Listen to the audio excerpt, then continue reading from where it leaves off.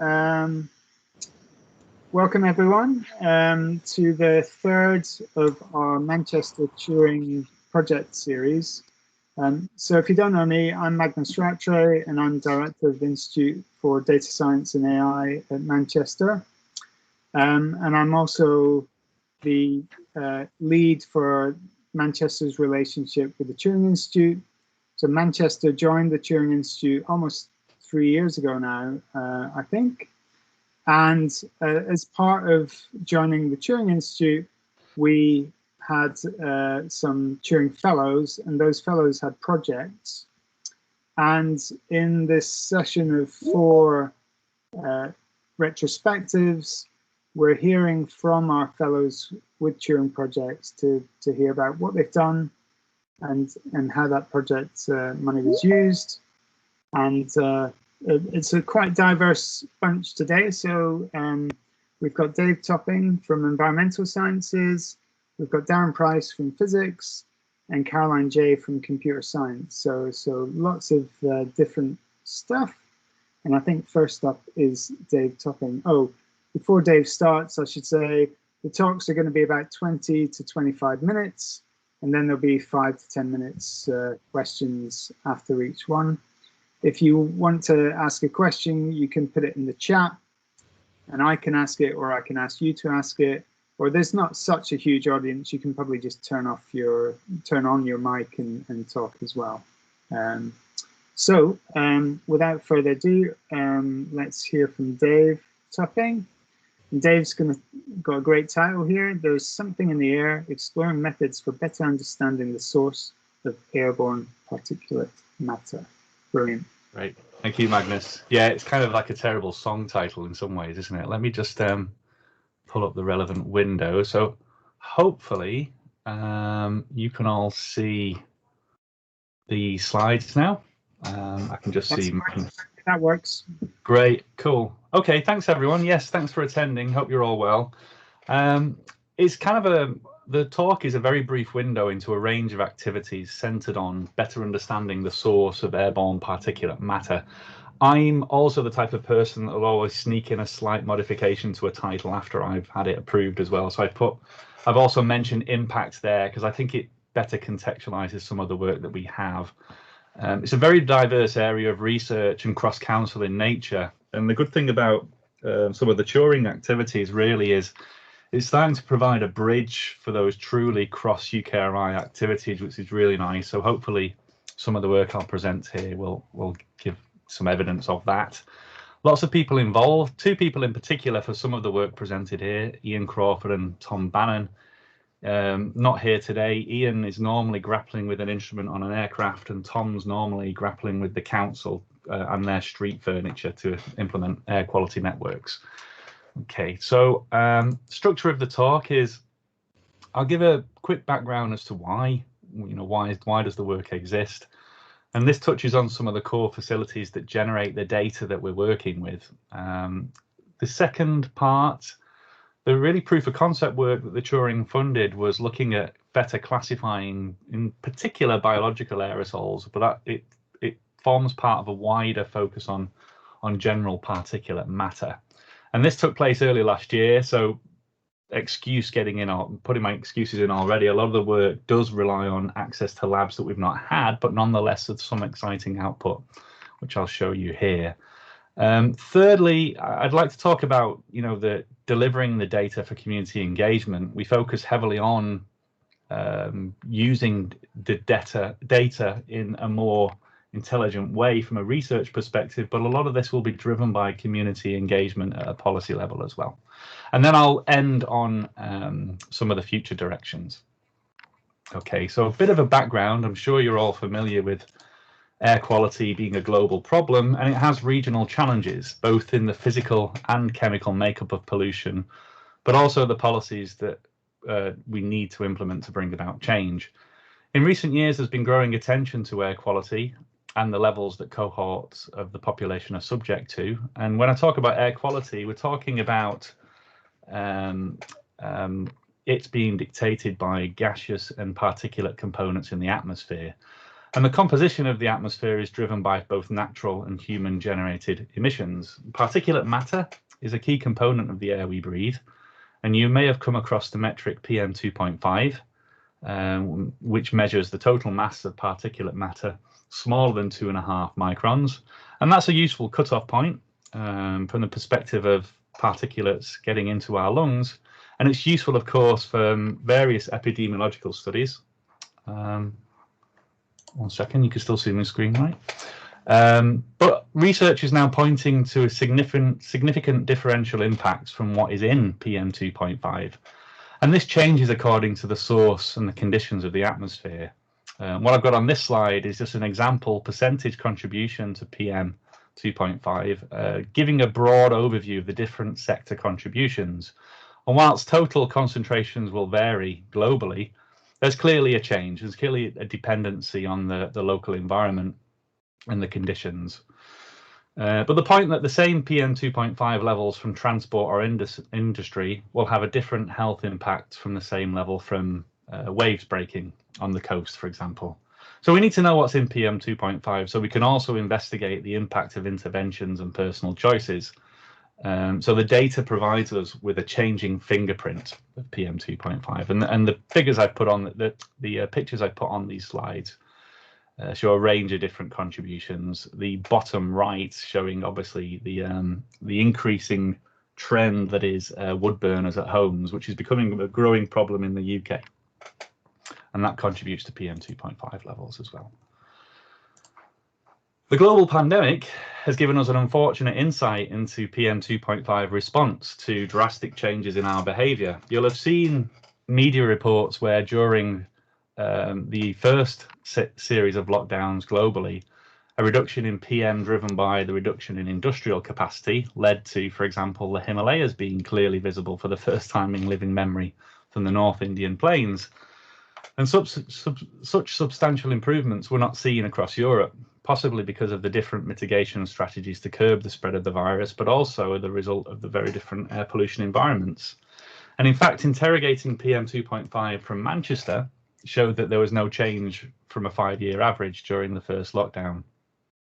But what we can do is we can use new technologies to have it and perform a deeper dive on the data collected from our relatively new air quality supersite to tell us what is in PM2.5 and the conditions that lead to change. And there's a lot of text here, I apologise, but I pulled out 4 points, which are kind of generated by expert interpreted data products coming from these instruments, but it's actually really interesting to see. First point is that in terms of black carbon or soot, which actually can contribute a small fraction to PM2.5, but actually leads to a rather large determining factor in terms of health response. No notable change through total levels, but through the instrument response function, there was a clear drop from traffic contributions to black carbon, with an interesting increase from wood burning signatures, particularly in the evening, which also coincided with the collapse of the boundary layer. I don't know if you recall, for those of you around Manchester at the time, there was a problem with councils not picking up green waste anymore, and people were starting burning garden waste in their back gardens. So there's lots of very interconnected effects that we need to study here. We also saw change in the ratio of metals in particulates, where zinc levels increased during periods of easterly and southerly winds, which are a signature of wood burning, but copper also increased during periods of stagnant air when the local influence of traffic remained. And there was also a moorland fire, which caused levels to visibly increase in the city centre under northeasterly flows.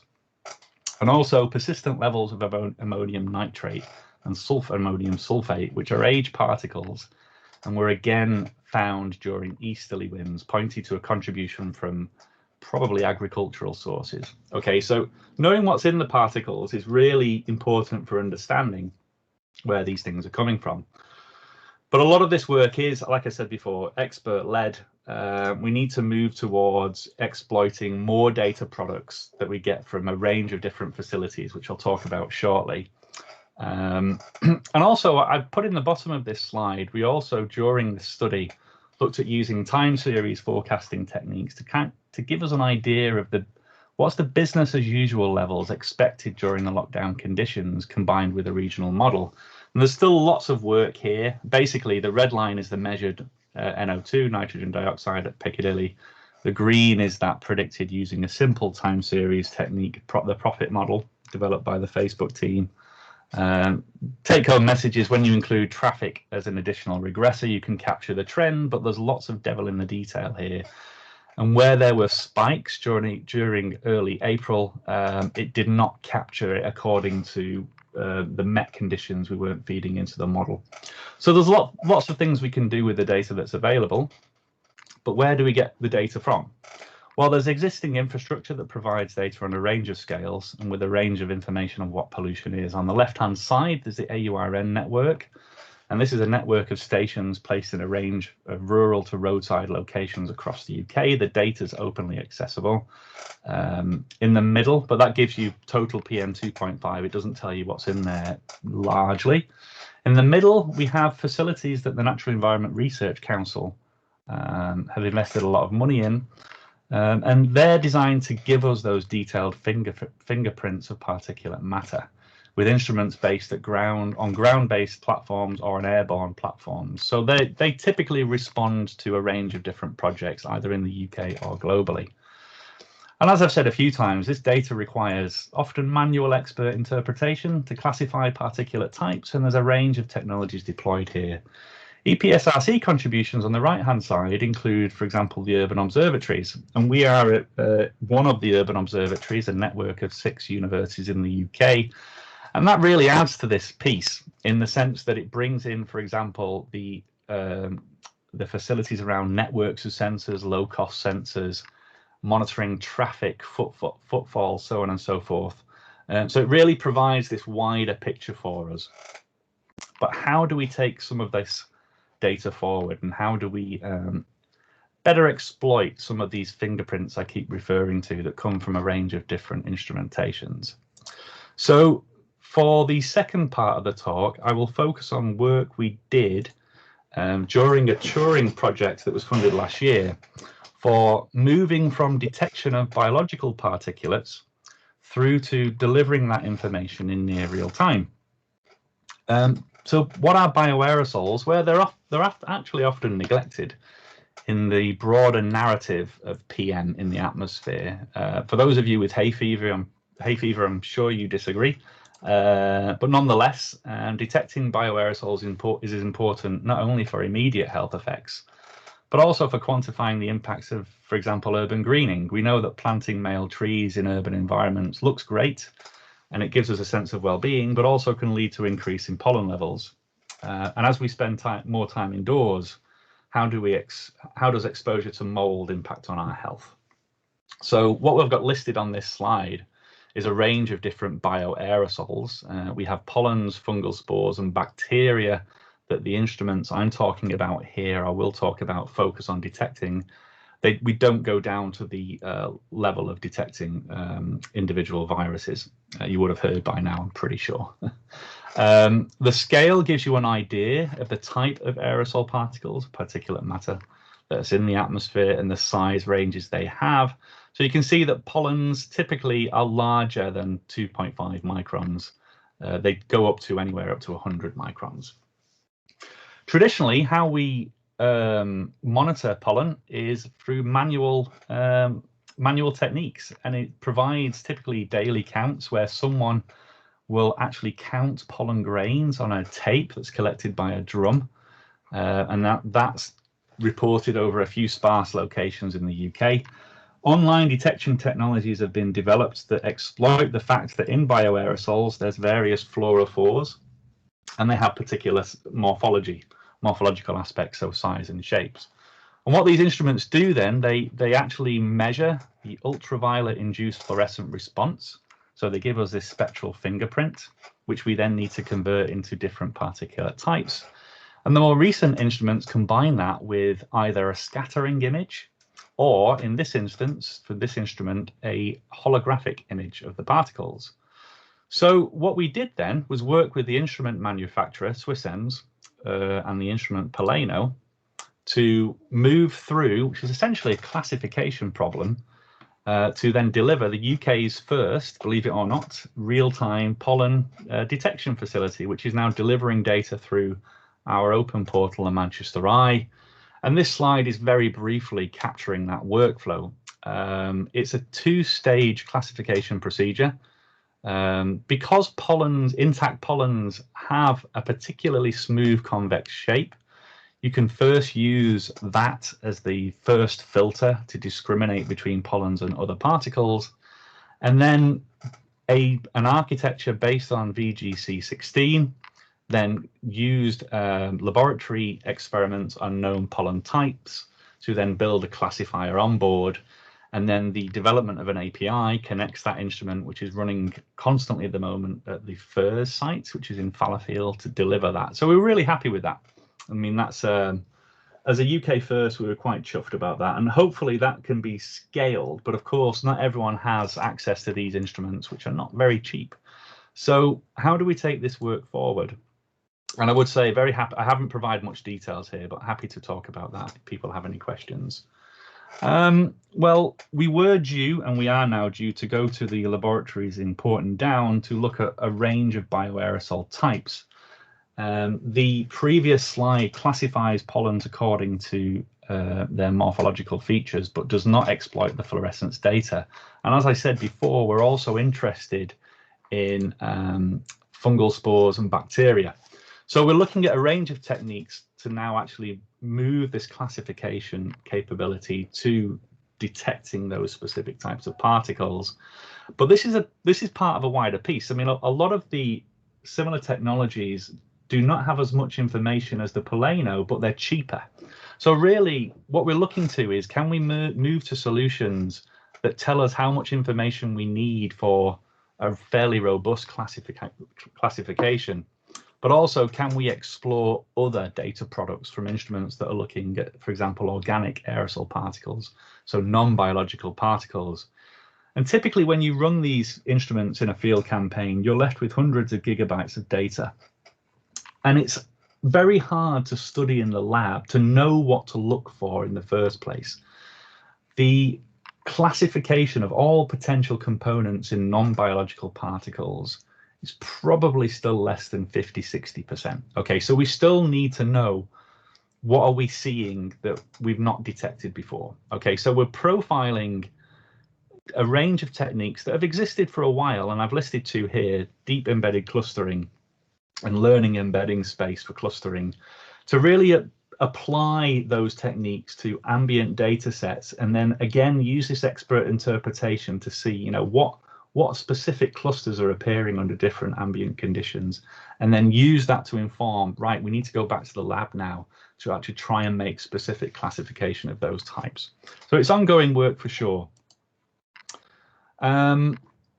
Quickly move on to the data and community engagement side of this piece, and it's great to spend time improving, you know, the classification of specific particles through a range of different instruments.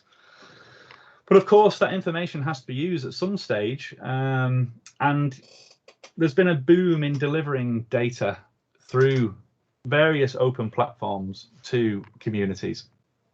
But really, there's a conversation that needs to be had about what the data actually means and how much you trust it. And I've actually put a controversial question at the bottom right-hand corner of this slide: is open data enough?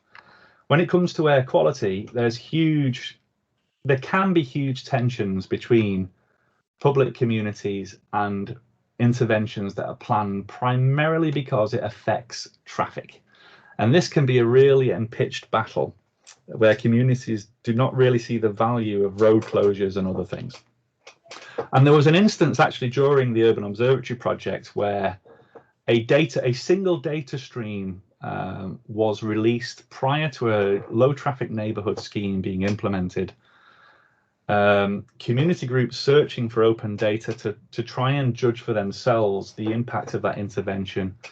And because of the lack of provenance in that center, but basically there was no calibration standards and the stream was taken offline, that was seen as being something that was done on purpose to kind of hide the rationale behind this. So really, this brings to the fore, you know, who do we include in these conversations? How do we make sure that there's trust embedded in everything we do in rolling out new data products, engaging with communities? So what we've started to do from the very start, really, through the Manchester Eye, is try and make that community engagement part of the piece, and make sure what I've called the slow and boring work, which is calibration protocols, validation of sensors, is part of the community story. And everything that we deliver has a certain level of provenance, so that we're benefiting from ongoing projects that are testing the validity of these low-cost sensor solutions, and then delivering data from sensors that we trust accordingly. And I think this has an ongoing importance when we start talking about digital twins as well. And I would encourage you all to read a recent piece that we did with our policy group at Manchester that I think is relevant to the conversations taking place across the Turing community when we start talking about digital twins of urban air and other things, because I think there's lots of huge amounts of positive momentum that we can generate here, but we also need to be careful about what's the longer term goals here and what's the longer term trust that we generate as we roll these things out. And I will just end on a project that we're involved with that ties into all of the above, really. And this came about through the Turing hosted Environmental Intelligence Workshop, where with collaborators in Exeter, we now have a Met Office funded project with the aim of building a new agent-based exposure model, initially focused on Greater Manchester, but we scaled across the UK. And this is using outputs from the Spencer model, which I think is developed under the Urban Analytics Programme. And we're feeding in this network of measured data, but also information on traffic and other products, with the idea being that we will have estimates of personal exposure for different cohorts of the population in Greater Manchester. So that's really connecting the dots. The Turing, this is an example of where the Turing works, really connecting those facilities I've talked about very quickly. And hopefully we can scale that to other cities. If anyone has any questions about that particular modeling framework, I would encourage you to get in touch with Gavin and Karen accordingly, but I'm happy to take any questions on that. Where next? It's ongoing work, really. I'm very keen to speak to other people who are doing similar work on classification with variable data products. The data is available as well. I mean, in terms of methodological challenges, very happy to share different data products. And really, the next step is bridging technologies and platforms for integrating this with health and well-being data. And I'll provide a link to Caroline's talk there. I'll just exploit my chair at the moment and ask people to, you know, if you're interested in ongoing discussions around the broader environmental piece, do join the interest group at the Turing. We have some great seminars, and there's over 400 registered people now in the group. It's a very active community, and there's a Slack group as well, so we can carry on talking about all these issues there. And I'll stop presenting. I have no idea if I'm on time. I'm not. Thanks, Dave.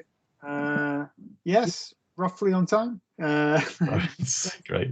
Thank Dave. With I think we have this clapping symbol here somewhere. It's not working, but yeah. Okay, thanks very much, Dave. So if there's any questions, you can either just turn on your mic and ask in the traditional manner, or you can put it in the chat. While you warm up, I've got a question actually. So this classification that you were doing with this kind of, it's like a supervised variational autoencoder, isn't it? That, yeah. I seem to remember. Yeah. So how many do you get in each batch? So how many particles are there in each kind of, do you have a sample which contains lots of particles, and then you have multiple samples, or how does it work? So the experimental facility, yeah, that's right. So the picture that I showed from the Port and Down labs, it's effectively like a batch reactor. It's a huge stainless steel tube where we just generate as much as we can. Typically, you'll get about only a couple of thousand per sample. Right.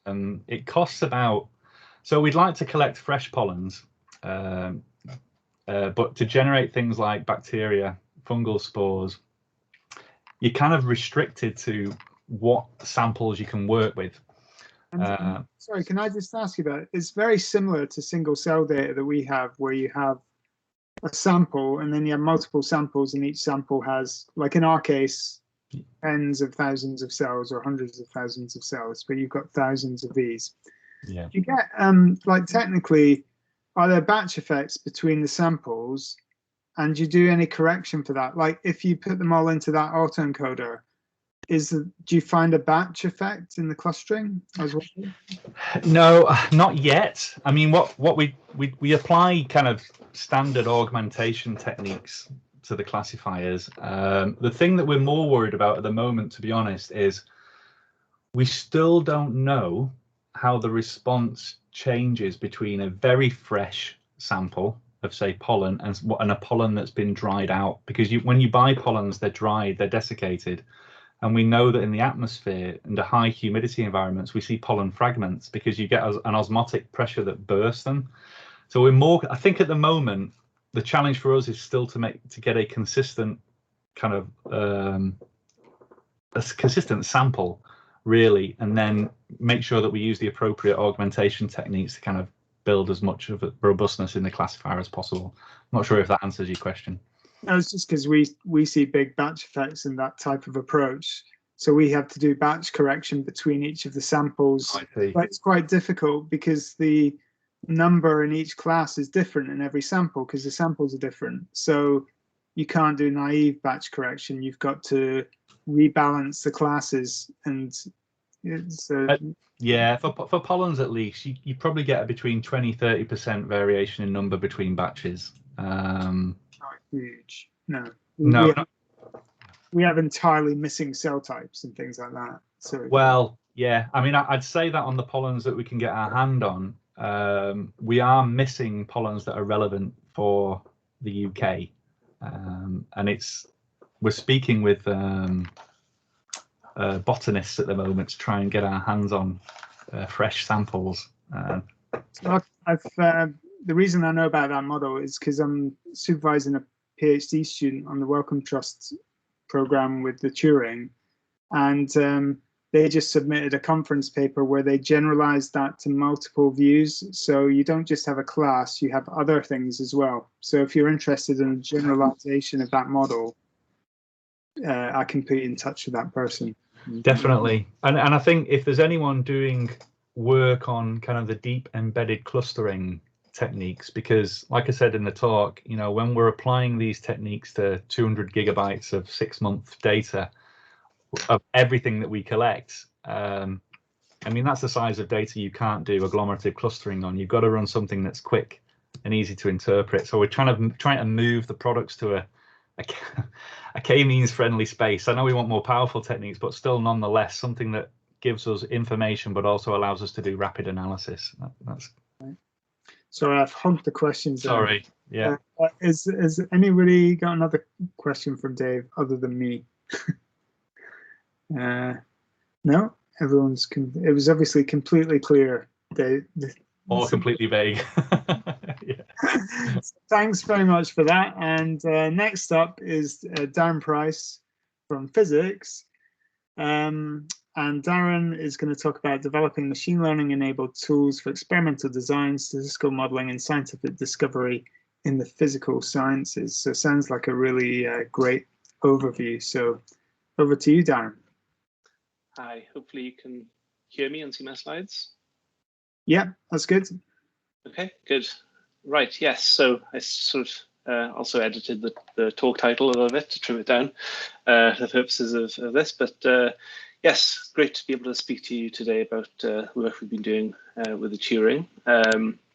Really on sort of embedded in the context of particle physics challenges. I'll talk about a little bit in a second, but you know, really trying to be conscious such that the tools and the methodology that we've been working on in this project could be applied quite straightforwardly to other similar challenges in other areas of physical sciences, perhaps beyond. So I'll start by just flashing up people involved in the project and external collaborators. Key person here is Dr. Stephen Minori, who's the Turing-funded postdoc on the project. Also through the Science and Technology Facilities Council provides some partial matched funding for this at later stages. Really, without him, this really wouldn't happen at all. I also want to mention, flash up a few names of some other postgraduate and undergraduate students who've worked on elements of what I'll be presenting here, and some and some spin-off work as well, which I won't have time to discuss, but were sort of part of the ecosystem that was enabled by Turing research. We also work with a variety of external collaborators, pre-existing and also some that have come about from the Turing support. So to give a bit of context again, so the primary aim here is to tackle a particular computing challenge with the use of machine learning in particle physics, driven by the large data volumes, data velocities that we deal with in particle physics, and also the wide space of theory models. A lot of the work we do at the very end of the data collection and interpretation process is really compare our data against simulations of what we expect from theory of what we know about and theories of what we might expect to see. In answers to big questions of what is dark matter, are there anomalies in the known forces, are there new particles that we haven't seen before, and to really interpret our data we need to have those theory models available to drive statistical inference. But there's a huge variety of possible models out there and a very high dimensionality to the theories, so it's a real challenge to basically map these theories onto the data we have seen.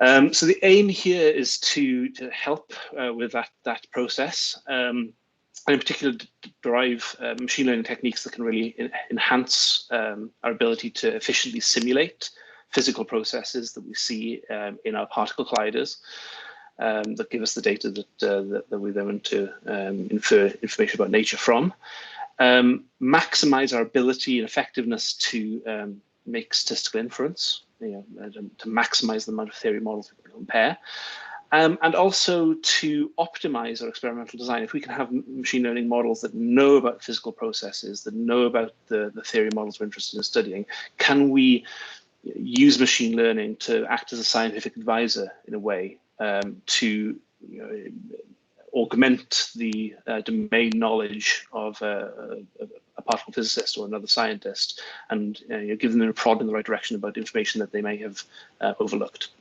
So I want to underline again that the methods were developed here on a test bed of particle physics. We're working with a specific use case that we know and are in control of, but we were quite conscious throughout the design of this entire tool to make sure that it really didn't embed and bake in any knowledge of particle physics into the model or the techniques used. In principle, this could be transported to other fields in the future. So to situate us, what we're the data set we're going to be focusing on today, we're going to be working with the data from the Atlas detector at the Large Hadron Collider. This is shown in this picture at the bottom here. So what happens is protons are accelerated around the Large Hadron Collider at close to the speed of light, 27-kilometer collider. They collide at the center of this detector. And then this detector is really made up of a huge range of microelectronics that see the collision. And in the collision, we reproduce conditions last seen in the Big Bang and can produce particles and interactions and forces. And from measuring the debris from the collision, can infer properties of particles produced and the forces that mediate the interactions between matter. So this is another picture of the particle detector we're talking about. This is made up of order 100 million high precision sensors that have to read out data from particle collisions every 25 nanoseconds. So as you can imagine, this is a huge amount of data to deal with, both in velocity and volume.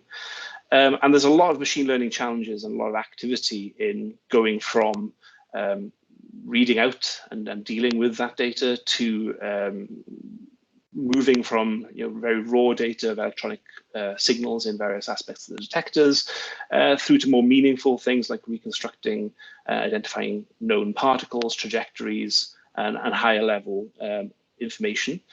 And then a lot of feature engineering to sift that data, build higher level observables based on our physical knowledge, and then measure things like the rates of particles produced versus some physical quantities of interest, and compare the data against our predictions from our best known theories, which we describe as the standard model of particle physics. And then what we're looking for is deviations in that data from the standard model, either a bump that might be evidence of some new particle, or some excess in particle production above what we predict from our theories, or some modification to the theory, which might also allude to some modified interaction, some different physics that we previously didn't understand. So as I've mentioned already, a lot of the work then goes into the end stage of this, into hypothesis testing. You have to have a very good expectation of what you expect to see in the particle colliders and how the output of the collisions interacts with the detector and what those signatures look like. You also then have to have a good understanding of what alternative models of new particle production, new phenomena might also look like in your detector, so that you can really match what you see against the data and see what's correct. An example of that is shown in the bottom right here. This was one of the first evidences. We had hints of a signal of the Higgs boson. The data points here show some experimental data from very early in the running of the Atlas detector. And you can see in red some known particle processes, and then the three peaks here show some potential models of what at that point was new physics, which was the production of a Higgs boson at various different masses. And you can see the data points are just about favoring the signature shown in blue here. Without these simulations, you really would have quite a hard job inferring that you had seen something from the data, what you should be expecting, and really interpreting what you're seeing. There are some limitations in the sort of approaches that are typically used. There's some information loss. We're going from a huge amount of data, high dimensional space of information read out from the detector, to things like this plot on the bottom right, which is a histogram of some data with some selection criteria, some filtering of the data, and making a one, maybe a couple of variables, distributions of a couple of variables to kind of characterize the data we've seen.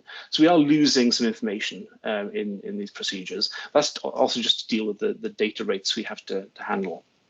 There are also some limitations on our ability to discover the unknown. To some extent, in our choice of data selections to throw away data that we are not interested in, or where we're not expecting to see a signal, and optimizing our data selections to be very efficient at selecting the things we are interested in studying, we are making choices. And so there's the possibility that we're making the wrong choices. We could be throwing away data or not analyzing data that does have some discovery potential inside it. And it becomes a very intractable problem to repeat these kind of measurements time and time again for lots of different theory models, looking for all different types of particles, all different types of phenomena. So we try to design the measurements as comprehensively as possible, but of course there's still edge cases where you might miss things, especially unknown unknowns. I should also just talk about the size and complexity of the data sets we're talking about here as well. We are talking about data sets at the sort of exabyte scale, and we are talking about huge CPU consumption, and a lot of the budget for disk and storage goes on data analysis of the raw detector itself. About half of it actually goes on simulations of the standard model and these theories that we're trying to test. So if we can improve the efficiency and our ability to quickly generate simulations, synthetic data of our theory models, that will also hugely lower the computing commitment and requirements of these experiments going forward. So the Turing-supported work uses an autoregressive Gaussian mixture model approach to try and describe these physical processes in simulations. These are both the known processes and any hypothesis processes we're searching for.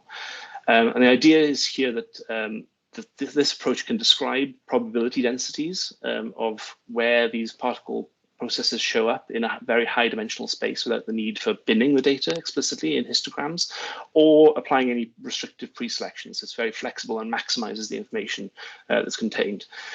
If we can learn from existing simulations what these high dimensional feature space, what this high dimensional feature space looks like for a particular theory, then we can actually use that to sample from to provide us with an alternative method of simulating such processes in future. So it provides us with an alternative way of efficiently simulating across this higher dimensional theory parameter space. It also means that we can, potentially use these to do fast inference for us. But to do that, we need to be able to understand if these simulations really can, characterize the data without any bias. And that's something I'll talk about in a few slides' time. And then if we do have knowledge of known phenomena and we understand how the new theory we want to test, falsify or see the data is consistent with, encoded in these probability densities in the machine learning model, can the machine actually learn physics and help us to optimize our experiments, current and future? So we've picked for the challenge, the test, a particular physical process of interest, the Large Hadron Collider. It's not important really what this is for the purposes of this talk. And we've synthesized data from the Atlas experiment, Large Hadron Collider. So we haven't used the raw data for this purpose. We've just created a synthetic data set that looks exactly like it. And then what we're trying to do is search for anomalies in this type of particle interaction.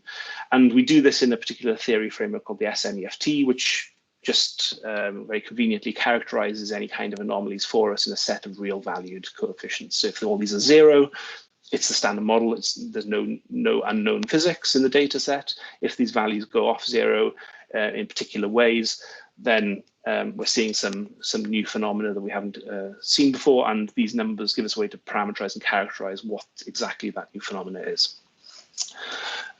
So these probability densities that are set up in the model are dependent on the synthetic data, and they are conditional on parameters of interest, which are the theory model parameters, but also maybe some other hidden variables such as experimental uncertainties.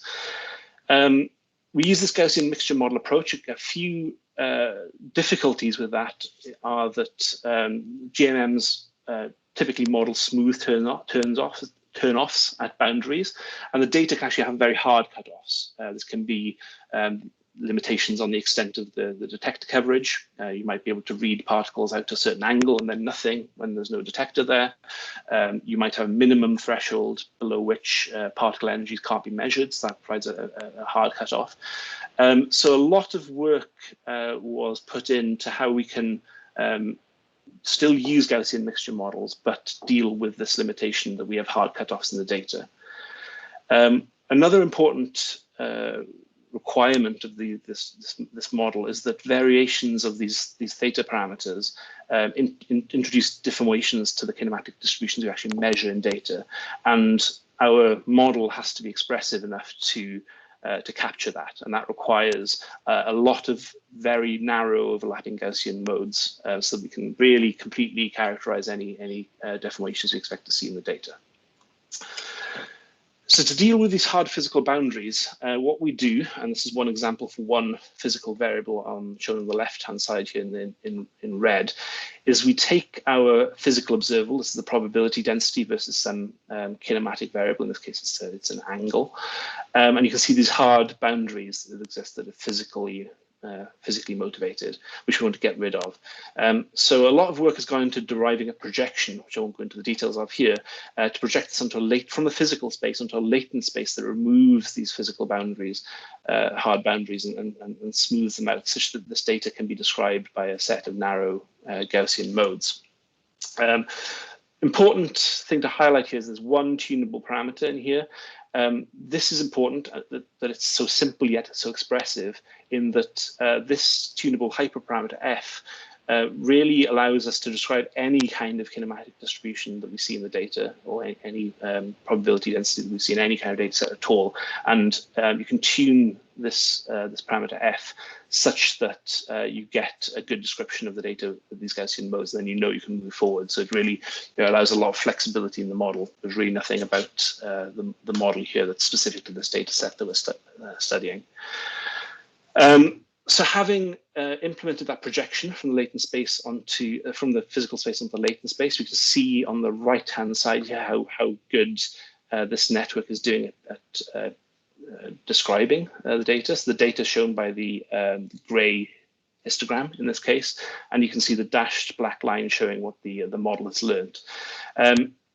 It's important to mention that we actually train the model on one particular value of theta, in this case corresponding to the standard model of particle physics, and then we apply a mapping function, the same mapping function between the latent and the data space, to all values of theta, describing all possible new phenomena that are encoded in this theoretical model, so that continuous variations in the observable spectra, things we might measure in data, are transformed into parameterizable deformations of these Gaussian modes in the latent space. So I showed that one example for one distribution, but that is actually a very simple case. We actually measure much more than one piece of information in the real data. So we want to extend this to multiple dimensions, and to do this we use this autoregressive probability density. So the probability densities from before in the latent space is shown here, but the difference is now that we add these in multiple dimensions. So these could be multiple experimental quantities, for example, conditional on all prior latent observables. So we make this construction of the overall probability density as follows, where each of the individual probability densities is given by these narrow Gaussian modes. This is actually a pretty elegant way of doing things, and actually fully captures both the dependence on the external parameters theta, the theory model that we want to know about and test against the data, and on all of the preceding observables. So any observables we want to add, and this is completely extensible. If we have 10 bits of information that we want to test against the data, or 20, really doesn't matter. The model can deal with this. And critically, it knows about high dimensional correlations between all of these observables, both in the data and in the theory models you want to test. So you can really maximize the information that you're extracting from the data. So does it work? Well, the answer is yes. Here's an example where we extended this model to 12 different variables. Doesn't matter what these variables are, but these are really 12 variables that really characterize this process under study. The black shows you the data. The red shows you the output from the density model, the machine learning density model. You can see it's doing an excellent job of describing this data across orders of magnitude for all of the observables. It also captures all the higher dimensional correlations. So these are these same observables in a 2D grid. Obviously on the diagonal, these become completely trivial, but you can see that there are very complex correlations between these different kinematic variables in the data. This is for the synthetic data, and on this next slide is what the density model, the machine learning model, learns. And you can see it's doing a really good job of being able to capture the information content in the data. Crucially, as well as knowing about the data and the kinematic distributions, the model is also able to understand how these data distributions are deformed if a different theory scenario is present. This plot here shows you one particular variable, an angle between two particles that are produced in the particle collision. For a two-dimensional grid of two parameters in the theory model. So the center would be the standard model, so there's no deviation.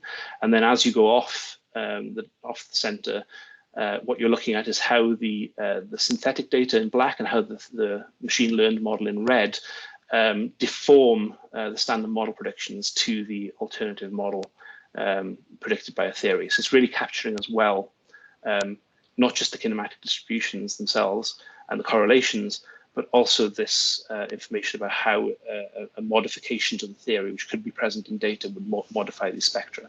And here's just another example of that on the second slide. So we can put all this together. We have this learned model now which knows about the physical features that are present in the data. It knows about the correlations between all these physical features, and it knows how those physical features get modified arbitrarily when you change the theory. So can we use this to derive insight when presented with the data? The answer, happily, is yes. We actually tested this for 9 different synthetic pseudo data sets. So we inject these black points here in theory parameter space, two parameters of this SMEFT theory. We had pseudo data which has some non-standard model, some new phenomena effects in it, and we asked the model to tell us what it finds in the data.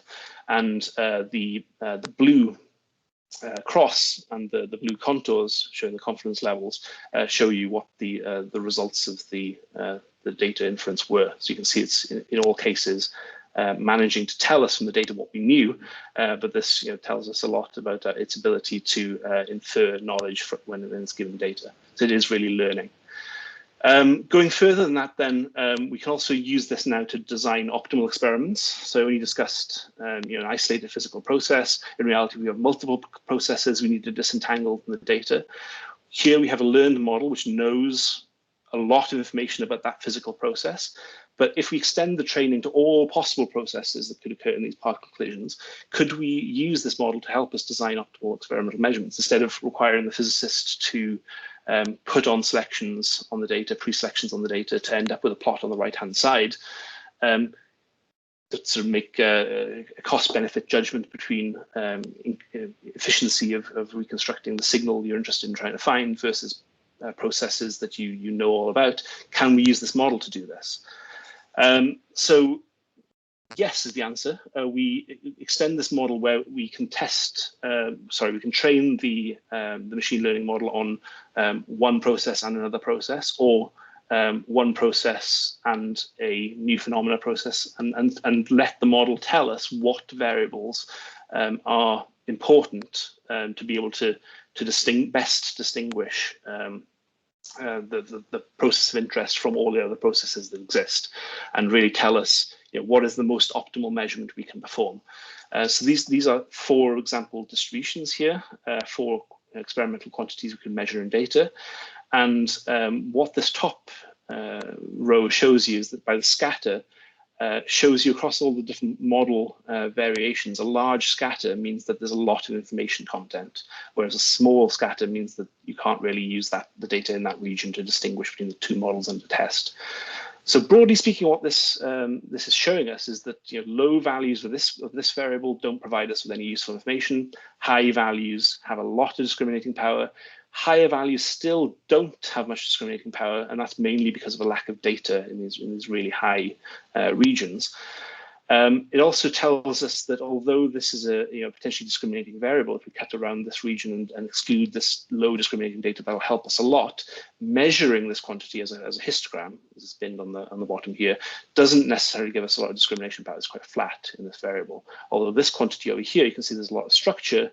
And this is a ratio between the null and the alternate hypothesis in this case, tells us that this variable will be really, really important to distinguish between one model and another. We can extend this to 2D. I won't go into the details about that now, but it is doing sensible things and reaching conclusions that a real physicist would. And we can go a step further and ask us, instead of just showing us pictures, we can ask it to formally tell us what are the best selection cuts to apply to the data as well. I'll just flash this up here. I won't go into the details of it in the slide. But it really is able to tell us the best selection criteria to put on the data and how to optimize our experimental analysis and experimental design to test a particular theory. As I say, this particular aspect of the work is in progress, but this is also very generalizable. I'll come to a conclusion then by just highlighting funding. I talked about matched funding that we also received from STFC, the Research Council for Particle Physics, to explore applications of this into particle physics data sets. I would also like to say that the value added by Turing to be able to do this is huge. This kind of research wouldn't have been possible without Turing support, and it has enabled us to do something completely new, and has led to a lot of spin-offs that I haven't been able to discuss today. And yeah, it's opened up a lot of future funding opportunities as well. I'll flash up outputs of the project. I won't go through the details, but just to say that there have been a lot of conference and workshop talks, some publications, one out, one just submitted, and the full code is about to be released as well. And I'll summarize there with saying that the Turing project support has enabled us to develop an effective and efficient machine learning approach for the simulation, statistical inference, and experimental design in particle physics, which I hope will find application in future to other fields. Thank you. Thank you, Dan.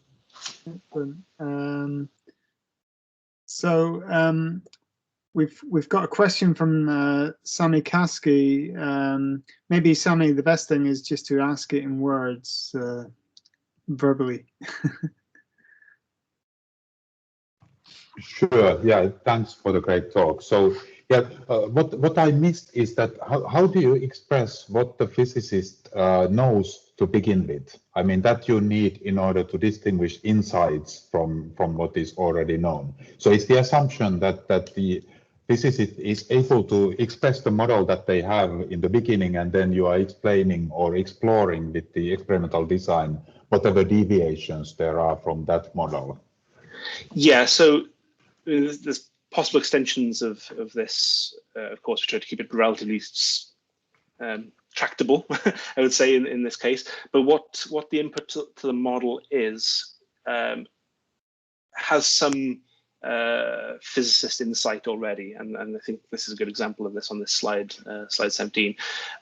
We provide the model with quite high-level features, so we're not providing the model with the low-level information from the particle collisions. What I mean by that is we're not providing it with the electronic signals of that a charged particle has hit this part of a type of detector at this time, and that's far too information dense. It's far too much information to deal with, and it's lower level information than we have encoded here. That's not to say that such things wouldn't be possible in future. It's just enormity of information. So what we are doing is already, to some extent, synthesizing and summarizing a lot of the raw information that comes off these detectors into what we call high-level observables. So these are, instead of these electronic signals, we say, okay, we saw instead of this pattern of electronic signals, we saw this particle with this trajectory and these properties pass through this detector at this time.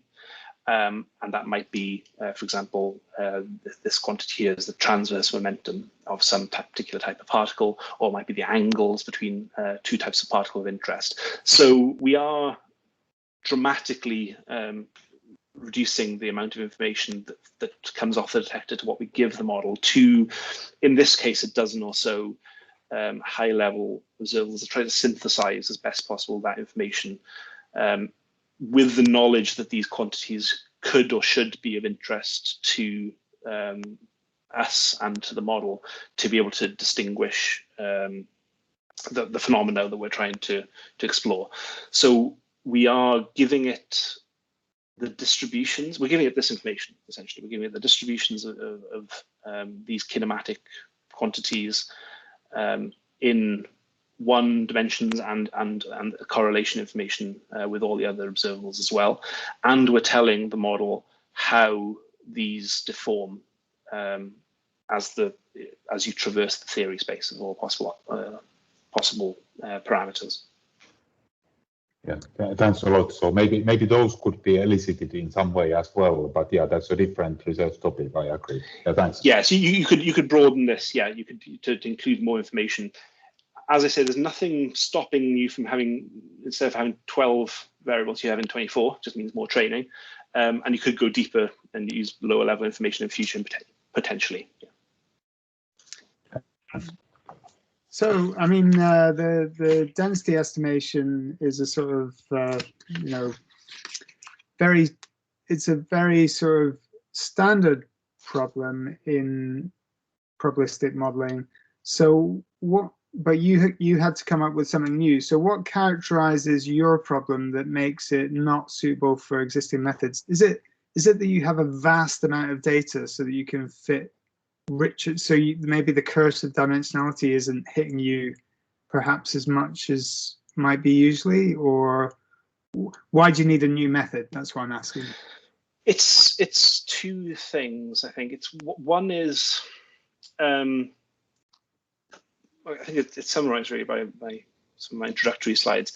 It's really the amount of data that we're dealing with in the first place. We have to go from these very raw, low-level bits of information to high-level information first of all. We have to throw away most of it based on decisions we make early on about what's interesting, what is not interesting, and then we have to further shrink that information before it's even tractable for us to deal with, and we have to make decisions at that point based on sort of physics knowledge, physics intuition, the specifics of the model that's under study. So we have to make those decisions just to deal with the huge amounts of data we're talking about. Then on the theory side, although on a case-by-case basis, you're dealing with testing one theory against the data, you want to falsify this theory or see if the data is at least consistent with it. But in reality, you actually have a theoretical framework. Say, for example, you're interested in studying dark matter. There's not one theory of dark matter. There's lots of different types of theories of dark matter. And inside those theories, the mass of dark matter, its interaction properties, what types of other particles there are in that theory are all unknowns. So there's a huge dimensionality to the theory space as well. And it's already an intractable problem to test every single theory, meaning a point in that theory space against the data. And partially just because of that reason, it's also possible to miss particular theories that perhaps are consistent with the data because they're not well motivated perhaps by prior conceptions. Or you may actually be designing the measurements, see my previous point about throwing away parts of the data, in such a way that you're optimizing for some theoretical models, but non-optimal for others. So you could be designing measurements that aren't seeing anything, that are null results, but it's because they're not optimal, and that doesn't mean that those theories aren't true. Great, thanks, Darren. Okay, so I think we move on to our final speaker. Let's thank Darren once more. So our final speaker is Professor Caroline Jay from Computer Science, who's going to talk about understanding the relationship between human health and the environment. Over to you, Caroline. Right, so let me see whether I can find the right window. That's it. Okay, hopefully that looks about right. Okay, yeah, so this is obviously quite a broad title that I've got here, Understanding the Relationship Between Human Health and the Environment. We've known for many years now that there is, at a sort of population level, a relationship between these two things. But it's actually the advent of mobile and wearable technology has allowed us to look at this in much more detail. So the particular question that we were looking at in this project was, how does the environment that people are living in terms of their environmental surroundings, affect respiratory symptoms, and in particular hay fever and asthma symptoms? So that was kind of our high-level research question. But of course, really, what we were doing in the project, and this is one of the reasons that the Turing funding was extremely useful, is we were looking at how we can develop the way that we do this research. At the moment, there are no established methods for dealing with this kind of research. So there are lots of people working in the area now, so it's a growing sort of area and lots of interesting stuff going on. But from a sort of in terms of experimental design and statistical analysis, actually, a lot of these methods are not particularly well suited for this kind of investigation. And so it's interesting to try to work out how we should sort of map these things together and how we should try to uncover whether there are any real effects. So this started, the data we're using here started in 2016 with an app called Britain Breathing. This was a citizen science project. So the PI is Sheena Cruikshank, who you can see in the middle here at New Scientist Live promoting the app. And this project was really asking people who had primarily had hay fever. It was for use by anyone, so anyone could report their symptoms, but aimed particularly at hay fever sufferers, to record their symptoms on a daily basis, or as frequently as they were able to. And that would give us an understanding, hopefully, of why we were starting to see an increase in incidence in hay fever, which has been happening. It's really been sort of ramping up over the last few years. So many people experience hay fever now, and try to sort of gather some hypotheses about why that might be happening by mapping it to somebody's location and timestamping it, and so we could then pull out data about their surroundings at that point in time. So it was co-created and promoted through lots of avenues, and it's been running ever since, with varying numbers of users each year depending on how much promotion we've been doing. So just to give you an example of what the app would look like, it's very simple to use. So you can see here that it asks you how you're feeling today. So you can say great or so-so or bad. And if you say so-so or bad, then you're asked to rate your symptoms. So it's nose, eyes, breathing and tiredness. So these are between 0 and 3. Tiredness is quite a recent addition, so we don't really have we haven't done a lot of analysis with that yet. But in addition to these variables, we also ask people whether or not they've taken medication that day. We have a timestamp for the data, obviously. We capture someone's location in GPS coordinates, and we collect some basic demographic data like sex and date of birth. So the reason for the Turing project really was initiated by this set of visualizations. So what you can see here is all of the data from 2016 when the app was launched. And these are all the data points for the whole year superimposed onto a map. And this is the wellness data. So on the left-hand side, you can see people who say they're feeling great. And then in the middle, people who are middling, and on the right-hand side, people who say they are feeling bad. And what we notice just by looking at this visual representation of the data is that in the first two graphs, the data points seem to be reasonably evenly distributed across the country. Whereas if you look at the one on the right, which is where people are suffering from more severe symptoms, they tend to be clustered in urban areas. So we can see a cluster around the southeast and in the northwest and so on, which might be corresponding to more urban areas. So that was kind of the impetus for us.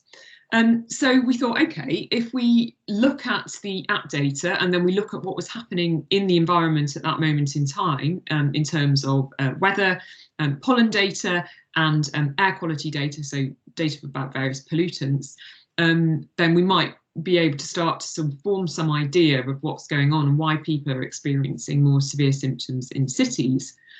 So just to summarise here, what we've got is the location that someone's in when they're reporting, we've got the time that they're reporting, and we've got their symptoms. So what we have to do is take the value of the weather, the air quality and pollen from this location at this point in time and map it to the symptoms. So that sounds really straightforward.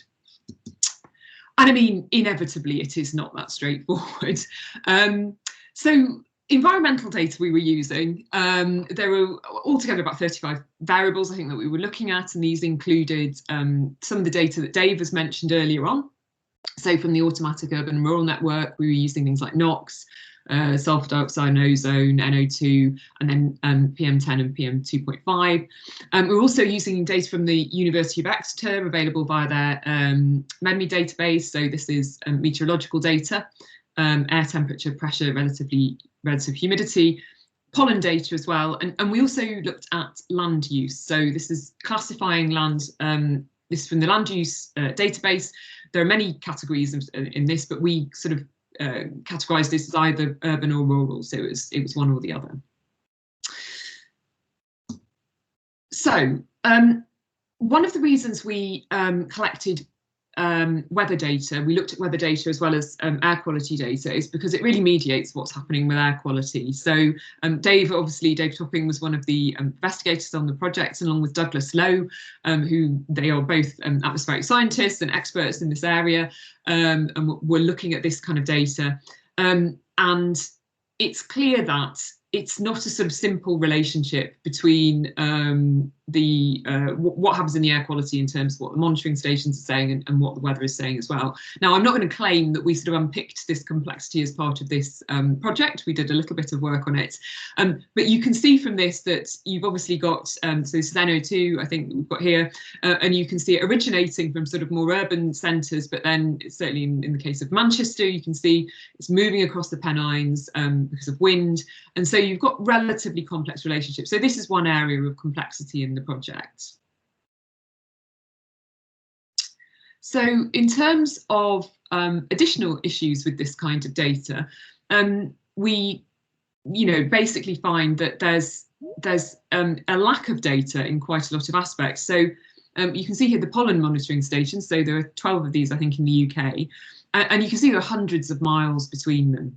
So if you're right next to a monitoring station, you might be getting a reasonably accurate reading. But if you're somewhere in between, you might not. And so this means that it's quite difficult sometimes to kind of infer the readings that you should get between these stations. And in addition to these gaps, which are a major headache, you've also got missing data from the stations as well. So pollen data obviously is only measured for 50% of the year, because as Dave mentioned, it's a manual process a lot of the time.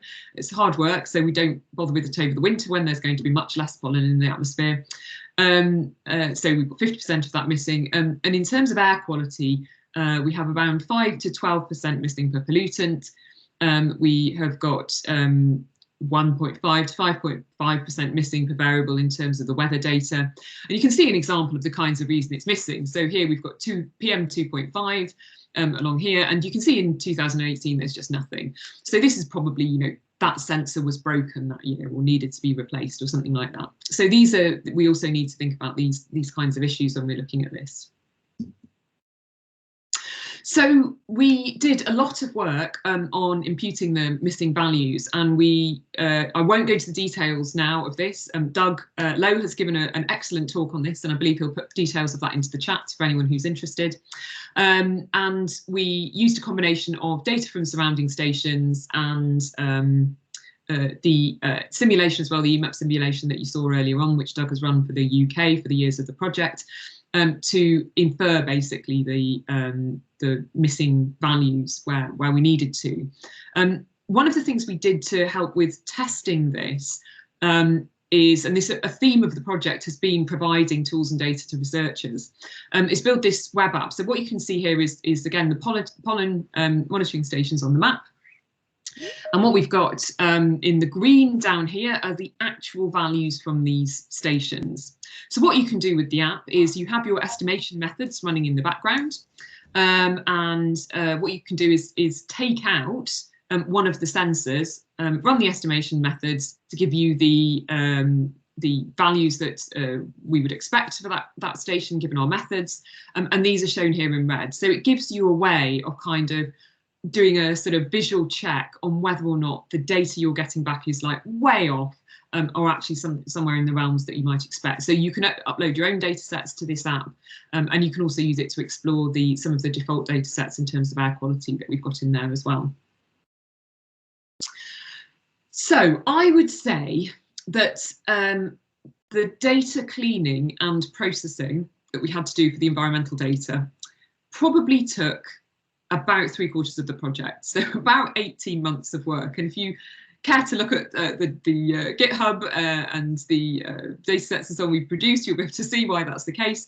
So we've got downloading data, so it's great that this data is open and available, but actually, and again, Dave raised these issues earlier, we need to do a lot of checking of the data. So checking for spurious values, we're checking for missing values, we're imputing missing values where it's appropriate to do so. For our purposes, we're calculating the daily mean and max. So some of the data is hourly, some of it you might capture 4 times a day. And so we need to work out what the unit of analysis is. And for us, we decided that a daily mean, because people are reporting once a day, was what we were going to go for. And then, of course, you need to test the extraction methods and the transformation methods and the imputation methods. So we've got the app to do that, and we've got unit tests to do that as well, to make sure that we think our data is robust. And then we need to spend some time just tidying those up and making them all available to people. And the reason we've done that is because this is a really massive, aside from the fact that we all kind of practice reproducible research in the research group, this is a kind of huge area at the moment. I think people really trying to understand air quality, and also it's about opening it up to people who are not experts in the area already. So it takes a really long time to get to know this data. So we've written a scientific data paper about this, which is going through its final set of revisions at the moment, so it isn't released yet, but hopefully will be out shortly. But we have released the data sets, and we've released all of our kind of estimation code and processing code as well. So that can be extended if people want to do slightly different things with the data. And we know that this has been useful to people, because within a week of releasing this, in January earlier this year, we were starting to get downloads, and we've had about 200 downloads to date. So it's positive that the community sort of know about this and are starting to use this data set. Okay, so back to the app. So we had across the 4 years about 6,600 participants and about 53,000 records. But there was a lot of variation, okay, in terms of how the app was used and from year to year and so on. And there were some slight differences in terms of the way data was collected, because we kind of updated the app, and so there are issues there.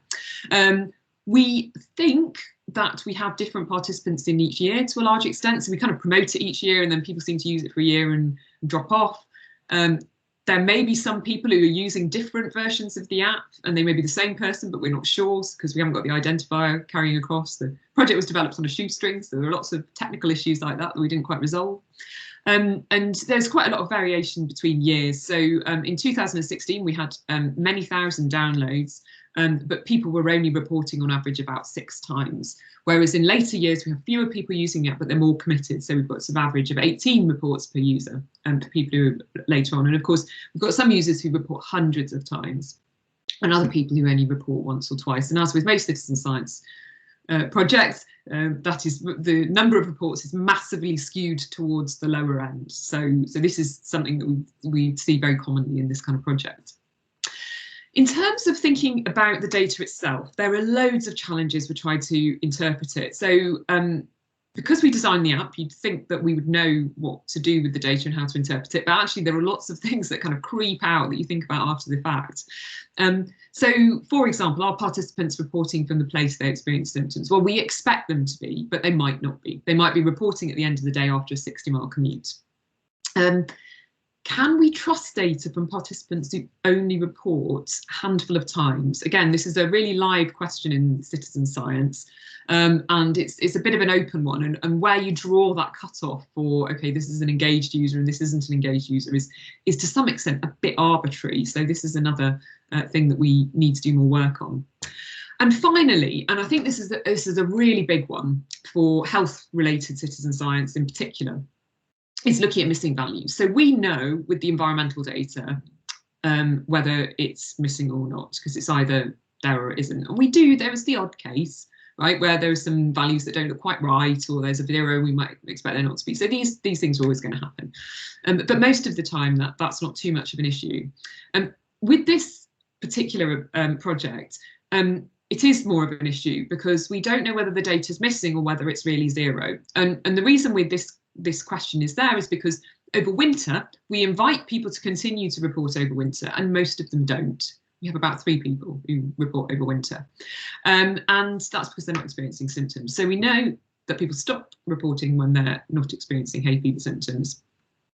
However, that doesn't necessarily mean we can say during the summer when they're not reporting that they're not experiencing symptoms, because they might have just forgotten. But this, again, gives you a kind of idea of the challenges that there are with this sort of data.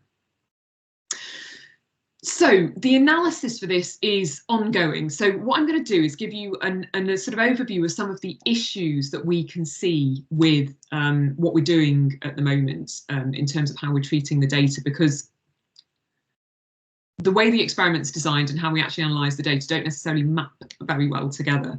So we chose to use daily values for each variable, and we used postcode to determine the air quality values and the weather.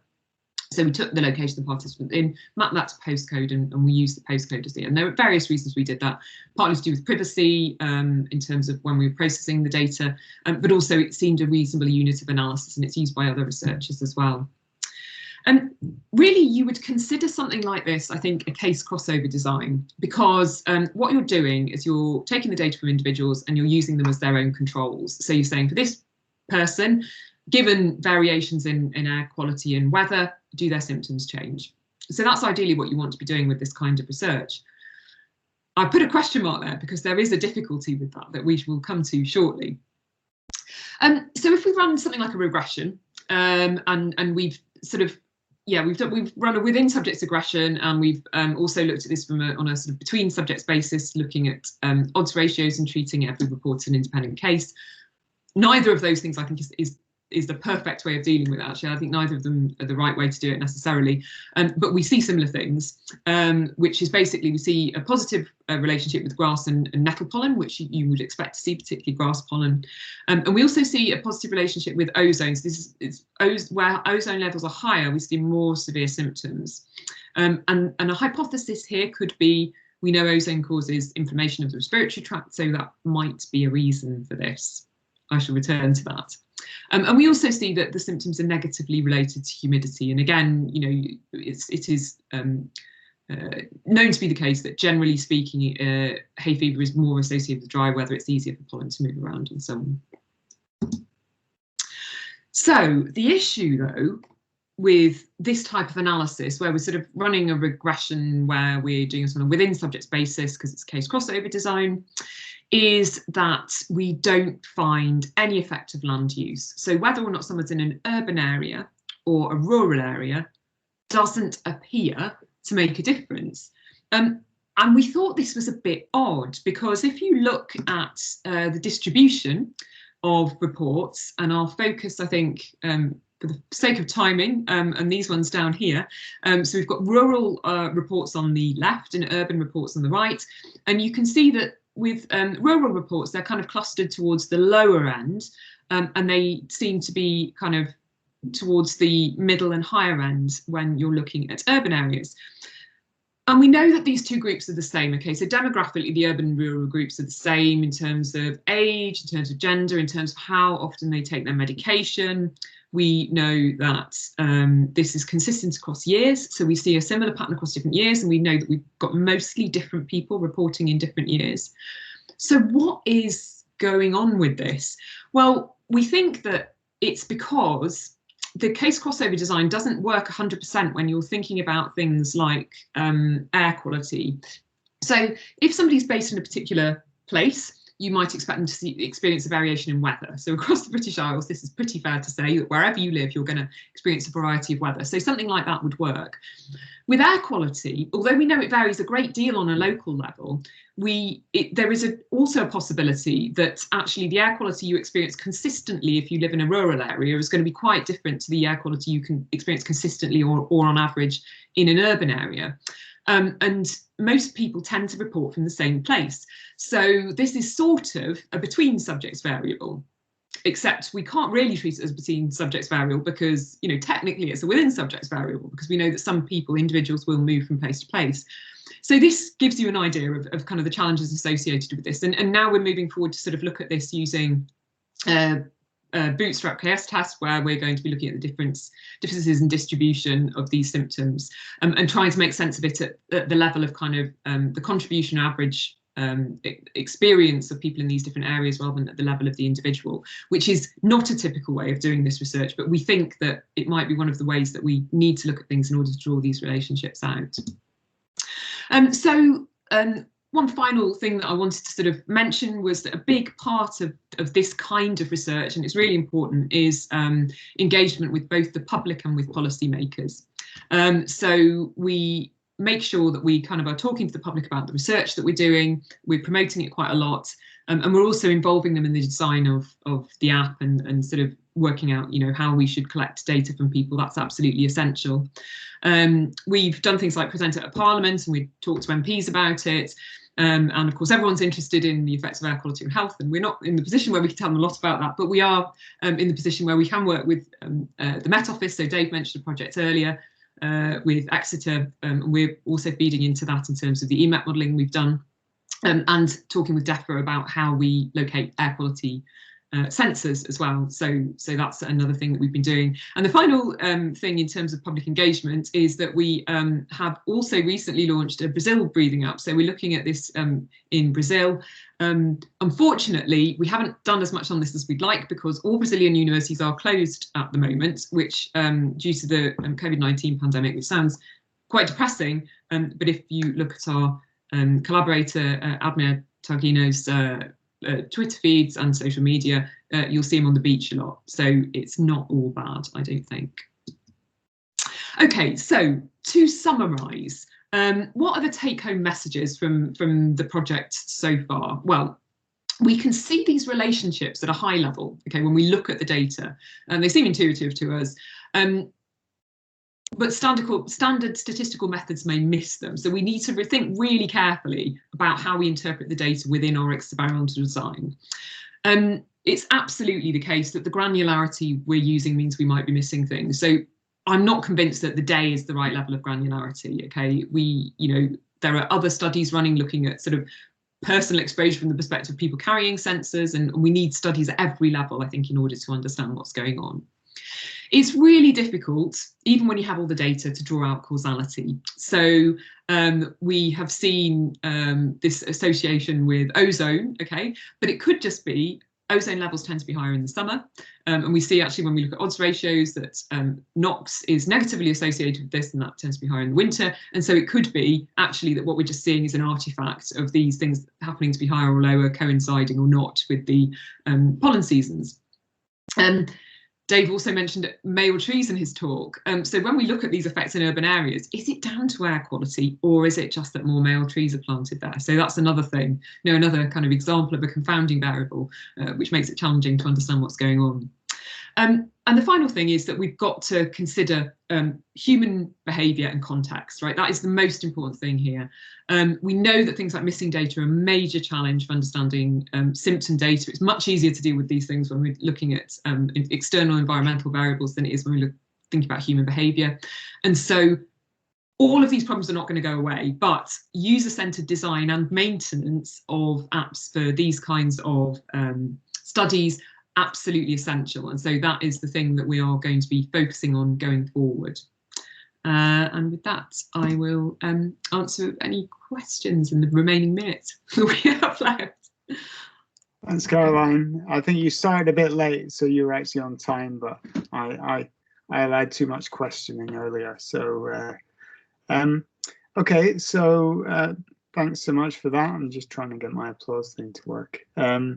So I think you've addressed maybe Sammy's question in that last slide, actually, because Sammy's asking about confounders and potential confounders that you don't measure. Sammy, I think, is that been covered now, do you think?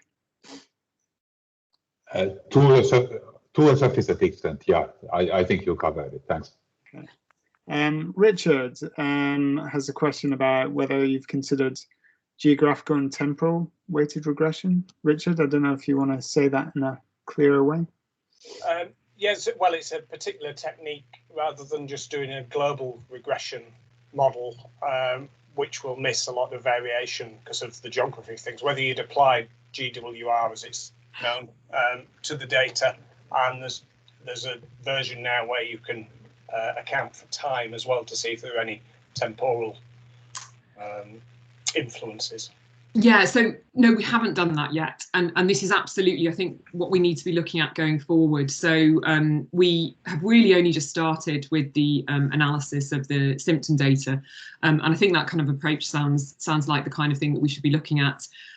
We've also got, so Ian Hall is one of our co-investigators, and he's been quite busy recently being on like Sage and things like that. And he's also got a number of ideas that he's going to feed in related to using GAMS, for example, for looking as an alternative to regression.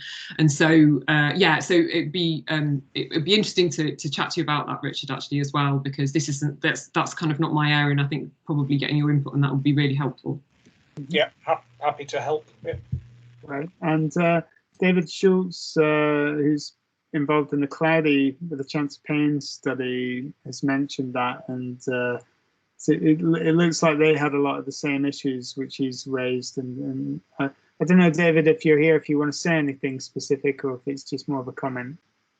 No, I was just discussing, you know, the ideas of many of the same problems that she faced. You know, people moving around during the course of the day, being far away from sensors, and you know, people, you know, downloading the app and then entering 2 or 3 observations and then leaving. So yeah, happy to make any links if you need any.